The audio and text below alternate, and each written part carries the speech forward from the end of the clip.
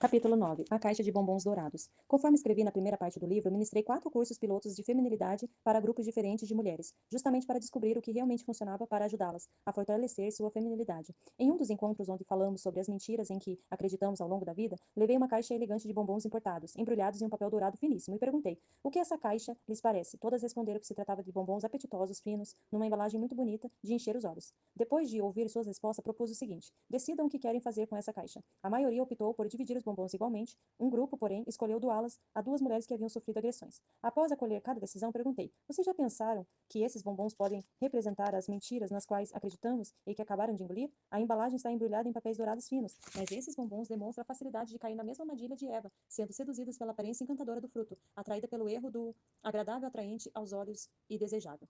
Nossos olhos frequentemente nos enganam e muitas vezes consumimos não apenas um bombom, mas uma caixa inteira dessas mentiras sem perceber. O desafio agora é identificar e desconstruir essas ilusões. Mentiras sobre gestão de tempo, feminilidade, masculinidade, papéis familiares e outras frases que escutamos no caminho. Mar de culpas. Vivemos cercadas por culpas que nos tornam facilmente manipuláveis. É como se um chip mental tivesse sido implantado em nós, liberando diariamente mentiras através de pessoas, notícias e situações que nos aprisionam no medo, na culpa e na escravidão emocional. Esse chip tem um único propósito: implantar inverdades em nossa testa e mãos que, aos poucos, corroem nossa feminilidade, influenciam nossas escolhas e prejudicam nossos relacionamentos. Ele opera desde sempre, agindo na mente com as mentiras que ouvimos e nas ações com o que praticamos. Ele nos empurra para 2 extremos: sentindo-nos fracas e incapazes para tudo, ou acreditarmos que somos poderosos demais, iludidos por um ego inflamado. O chip está simplesmente cumprindo o propósito para o qual foi programado: corroer, pouco a pouco, os 5 sentidos da nossa feminilidade, até que nossas percepções ficam distorcidas. Assim, seguimos acreditando em mentiras gourmets na área da maternidade, na relação do casal, dos filhos e sobre nós mesmos. O pior é que acreditar em mentiras afeta todas as pessoas da nossa convivência. Se não treinarmos nossa mente com a palavra de Deus, não reconheceremos as caixas de bombons dourados que nos aprisionam e engordam nossa alma com enganos atraentes. Lembro-me da minha obsessão por leitura, que, embora positiva, tornou-se exagerada e me fez perder momentos preciosos de desfrute com a família. A palavra nos ensina a sermos simples como pombas e prudente como serpentes, vigilante contra as mentiras. Durante a técnica do bombom, com o grupo de feminilidade, uma das participantes saiu da experiência completamente fechada. 15 dias depois, ela retornou e desabafou: eu não queria voltar aqui, só vim porque insistiram, mas estou com muito ódio de você, Karine. Evitei lugares onde estaria para não discutir publicamente. Eu a ouvi com calma, compreendendo a sua raiva. Não poderia vir apenas dos bombons dourados, então não era comigo, mas com alguma figura de autoridade que a marcou com uma mentira. Perguntei: qual foi a mentira na qual você acreditou? Certamente foi algo dito por alguém importante que acabou moldando sua vida. Com a ajuda do grupo, ela se lembrou de que sua mãe havia dito que, para ser feliz, ela deveria ser bem-sucedida e nunca depender de um homem, o que a fez acreditar que precisava escolher entre se casar ou ter uma carreira. Sem perceber, ela viveu leal a essa regra interna, herdando as dores da mãe como se fossem sua. Trabalhamos isso em uma dinâmica, ajudando-a a separar as dores da sua própria identidade. Discernimento consiste justamente nisso: reconhecer e separar o que nos pertence daquilo que não nos pertence. Fazendo isso, podemos ficar livres dos bombons embrulhados em um papel dourado com uma aparência de requinte e um toque de finese. A mentira da falsa culpa.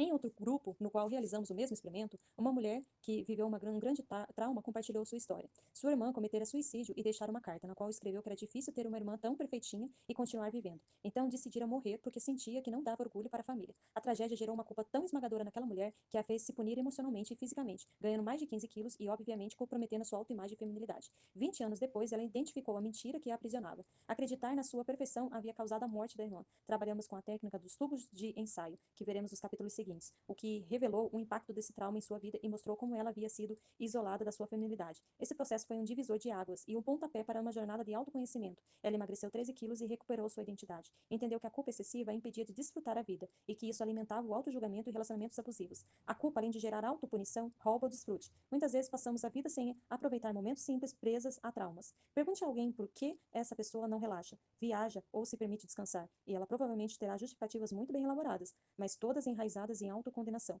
Quando estamos presos ao passado, a culpa nos convence de que não merecemos ou não temos o valor para viver o que desejamos. Por isso, tantas pessoas permanecem em relacionamentos abusivos ou situações limitantes. Lembre-se, o alvo não é a perfeição, é o quebrantamento. Desfrutar é uma ordem, não um luxo. Avalie as áreas da sua vida onde o prazer está ausente. Seria por punição de erros ou mentiras em que você acreditou? É verdade que jamais nos livraremos da culpa, pois ela é um sentimento que nos ajuda a sermos convencidas dos nossos erros. No entanto, seu excesso nos paralisa e rouba a alegria de viver. Nesse caso, repita as palavras de Jesus: você realmente quer ser curada? João 5,6. Se sim, então voa. Voa, borboletinha amarela.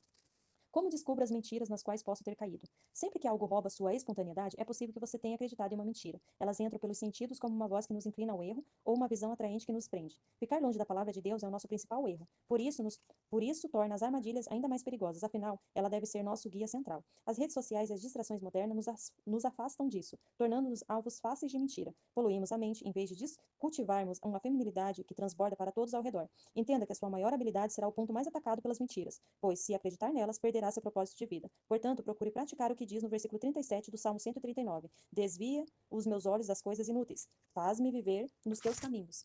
Caí em mentiras? O que fazer agora?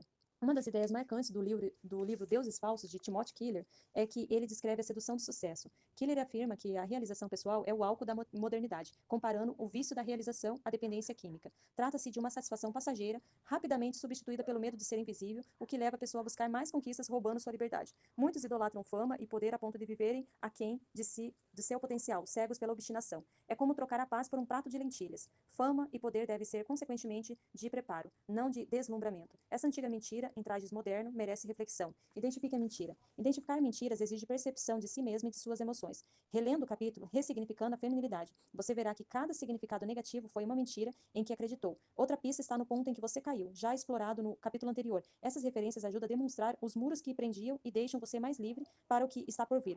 Só de identificar as mentiras, seus poros voltam a respirar e sua alma retorna ao padrão natural de paz. Perceba o que essa mentira roubou, matou ou destruiu em você. Quando caímos em uma mentira, perdemos algo precioso, a paz, a doçura ou até a força que nos sustenta. Mentiras roubam nossa tranquilidade. Os traumas mais profundos podem até tentar matar o que há de mais puro em nós. Perceber o que foi tirado é o que nos dará foco para recuperá-los. Apegue-se à verdade. Salomão já dizia que tudo que fazemos nada mais é do que competir com outras pessoas. Eclesiastes 4:4. Se uma mentira a aflige, estar escondida pode ser um presente de Deus, pois é uma oportunidade para se apegar a um versículo que confronta a falsidade com a verdade. Sempre que essa mentira tentar perturbá-la, você pode se revestir da superioridade da palavra, renovar a sua mente e encontrar paz. Fazer isso é desfrutar da liberdade do espírito e receber revelações, que na correria passariam despercebidos.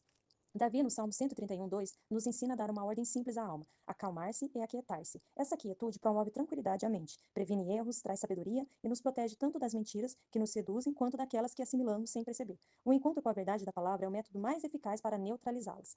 A casinha natural. Uma casinha natural. A vida nos desafia a reencontrar nossa essência, despindo-nos das camadas que fomos acumulando ao longo dos anos. Quando crianças, somos como uma casinha de madeira de cor natural, acolhedora, simples e verdadeira. Com o tempo, as influências externas começam a pintar a casinha. Primeiro de verde, depois de azul, roxo e amarelo. Crescemos assim, até a maturidade nos chamar para lixar as cores sobrepostas e revelar a pintura original.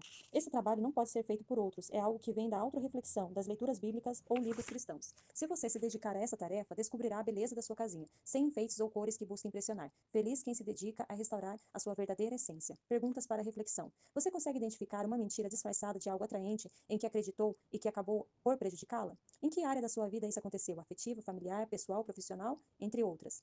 O que você escuta ou vê no seu dia a dia pode ser uma armadilha, especialmente nas redes sociais? Como podemos nos proteger dessas mentiras e enganos?